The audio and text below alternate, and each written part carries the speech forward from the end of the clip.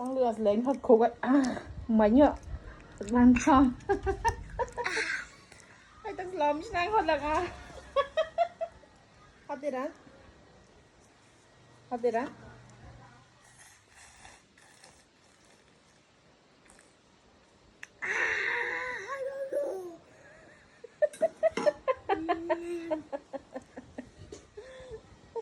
Đấy kìa.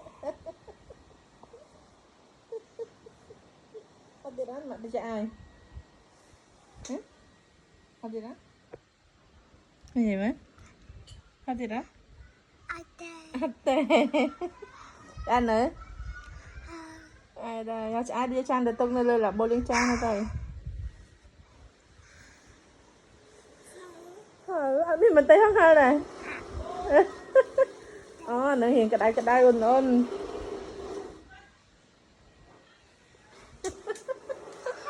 Không được lên.